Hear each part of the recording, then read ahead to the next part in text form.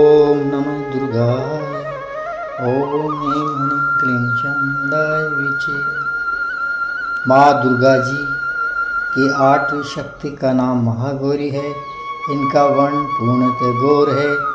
इस गौरता की उपमा शंख, चंद्र और कुंद के पुष्पों से दी गई है।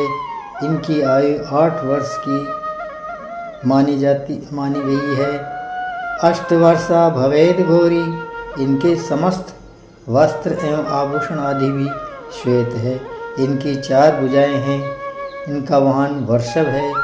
इनके ऊपर के दाहिने हाथ में अभय मुद्रा और नीचे वाले दाहिने हाथ में त्रिशूल है। ऊपर वाले बाएं हाथ में डमरू और नीचे बाएं हाथ में वर मुद्रा है। इनकी मुद्रा अत्यंत शांत है।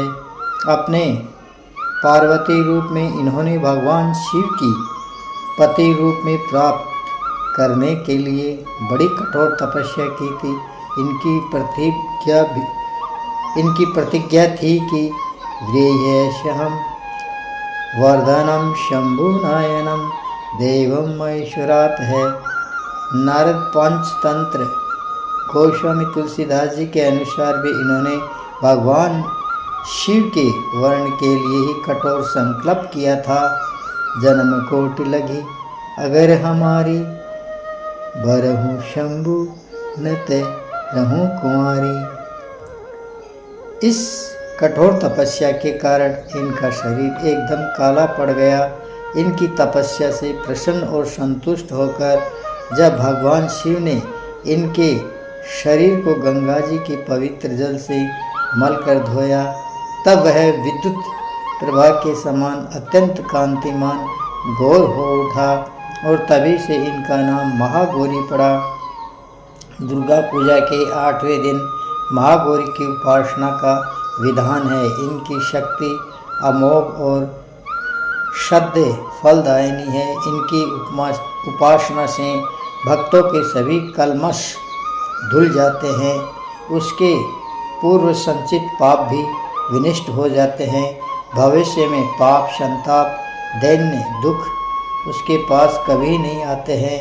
वह सभी प्रकार से पवित्र और अक्षय पुण्यों का अधिकारी हो जाता है। माँ महागौरी का ध्यान, स्मरण, पूजन, आराधन भक्तों के लिए सर्वविध कल्याणकारी है।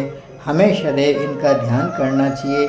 इनकी कृपा से अलौकिक सिद्धियों की प्राप्ति होती है।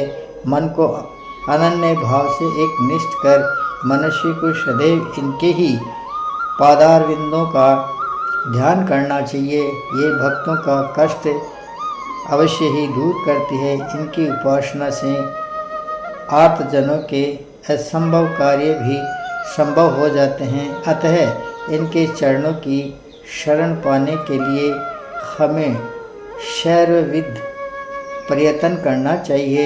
पुराणों में इनकी महिमा का प्रचुर आख्यान किया गया है।